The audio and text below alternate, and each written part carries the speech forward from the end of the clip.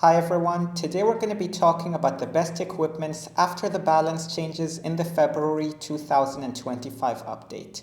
This update is going to be dropping right now as I'm recording, so by the time I upload this video you'll see all the balance changes in the live game and you'll be able to try them out.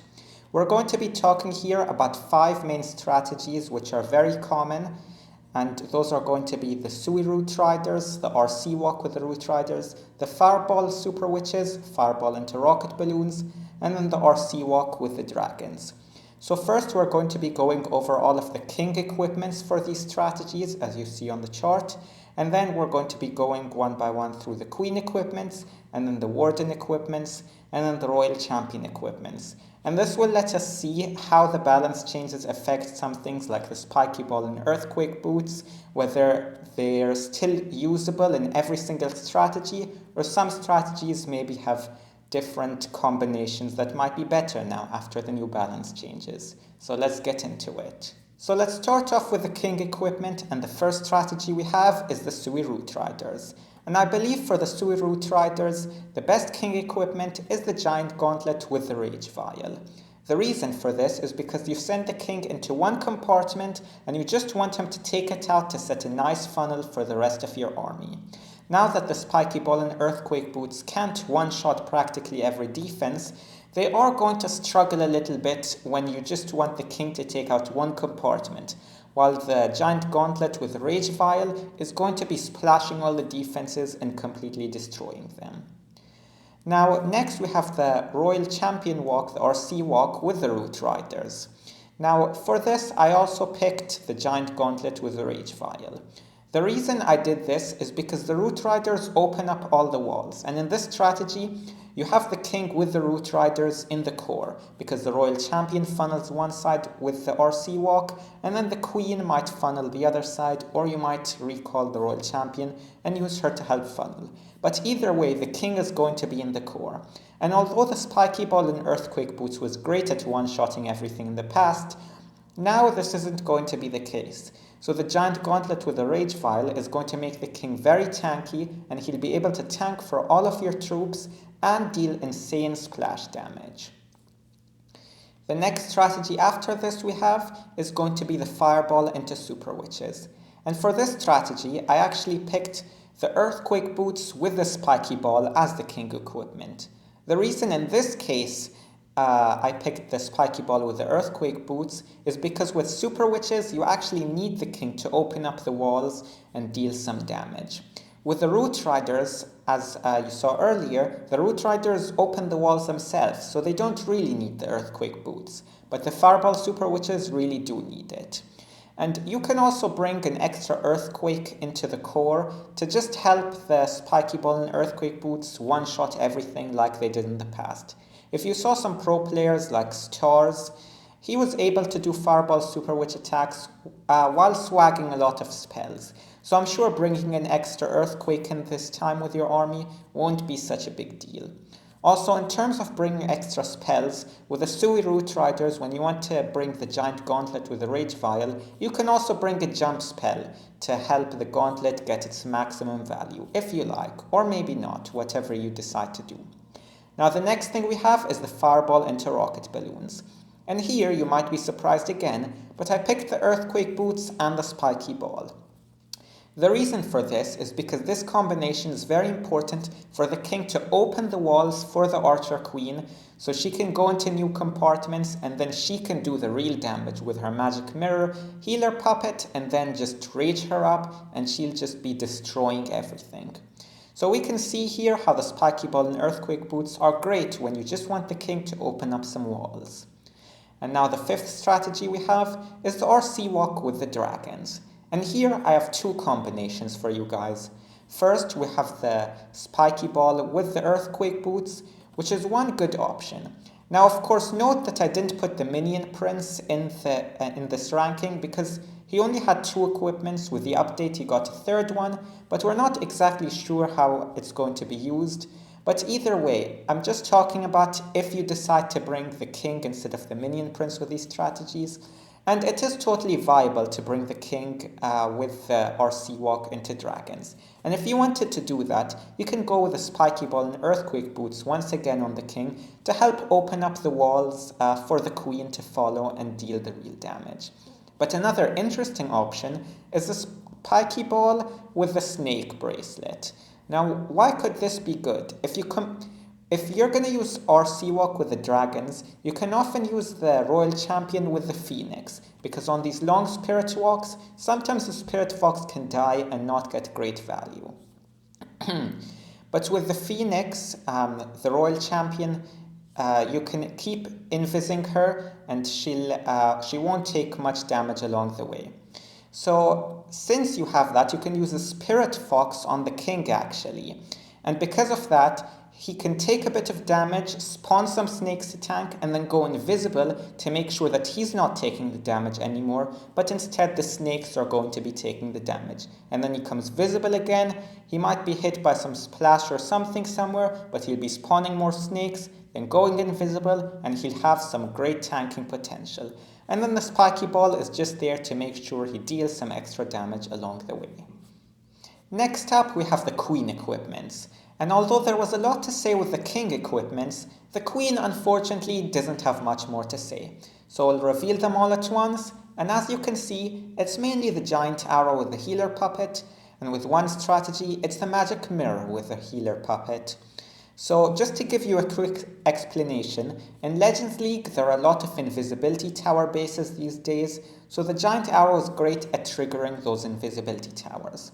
Now with Root Rider attacks, you might have the queen funneling along the outside or in the core, but the giant arrow can trigger the invis, and then the healers just give a bit more healing, either for the queen or they could go onto the Root Riders, and they help the attack overall. Same with Fireball Witch attacks, you just want the queen working along the outside, she gets some extra healers, and then the giant arrow is a great help to trigger invisibility towers. Now with Fireball Rocket Balloons, you have many different ways to trigger invisibility towers, and the attack can be very flexible, especially as you have the Fireball, which can just destroy the whole invisibility section, and if you need, you can use a log launcher to trigger the invisibility towers, but sometimes just the King Spiky Ball is going to trigger it, or you can use some rocket balloons, or maybe the Royal Champion or maybe the Warden's going to hit something. So since it's a very flexible strategy, you don't really need the giant arrow, and the healer puppet under rage with the magic mirror really deals a lot of damage. Now with the RC Walk into dragons, of course, as you would know, the giant arrow is great for sniping air sweepers and also triggering invisibility towers. Now next up we'll be going on to the Grand Warden, which wasn't affected too much by the balance changes, but still a good rundown might be helpful for you guys to know for sure what the best Warden equipments are. So to go through them quickly, with Root Riders, the Eternal Tome and the Healing Tome is a great choice, because while the Rage Gem can be useful to boost up healers or something, the Healing Tome really makes sure that even if things take a lot of damage at first, they can get healed back up, and things which aren't getting hit by healers can also heal back up. And then after this we have the Fireball attacks with the Witches and the Rocket Balloons. As you know, it's just the Fireball and the Rage Gem, which is very good. And then with the RC Walk into Dragons, you can use the Eternal Tome with the Rage Gem. You can also use the Healing Tome with the RC Walk into Dragons, but sometimes that could run into time issues, as the dragons could be a little bit too slow, but at the same time it could heal them up and keep them in good shape. But overall the Rage Gem just speeds up the attack and helps the dragons go quickly, especially as they don't have much spell support. And now the one you all want to know about, the Royal Champion. Will the Electro Boots dominate the Royal Champion meta? Well, we're about to find out. First off, with the Sui Root Riders. And you might be surprised, but the Hog Rider puppet with the Haste Vial is actually a very great combination, and I've been using this even before the balance changes in Legends League to great success. The reason for this is because at the back end, you just want the Royal Champion to quickly deal some damage, spawn some Hog Riders, get some protection, and just finish off the base. There's also another interesting combination with this, which is the Hog Rider puppet with the rocket spear to make sure that the Royal Champion gets some extra protection, but also shoots her spears from long range so she doesn't get too much into the damage. It's an option for sure, but from my usage, I've preferred the Hog puppet with the haste vial. After this, we have the RC walk into Root Riders, and for this, as usual, it's going to be the Electro Boots, and I prefer the Hog puppet over the haste vial in this combination, because while the haste vial can be good to get some initial damage, the Royal Champion in the RC walk into Root Riders actually doesn't need to get too much value. The main thing is she just needs to set a clear funnel for the Root Riders to go into the core, and then she'll still have her ability intact, and whenever she does get into trouble, she can pop the Hog puppet and then get some extra protection and tanking for her. Now in the Fireball into Super Witches, I would prefer the Rocket Spear and Hog Rider puppet combination. The reason for this is because you send the Royal Champion kind of on her own and kind of with the main army, but then once she just gets into a little bit of trouble, she can pop the Hog Rider puppet. It might even help distract for some witches or something, and then shoot the rocket spear shots from afar. People sometimes like to do the Seeking Shield with the rocket spear on this one, but the reason for the Hog Rider puppet is you don't have to pop the ability so early because the RC won't just die if she gets into damage as if she would with the Seeking Shield and the rocket spear.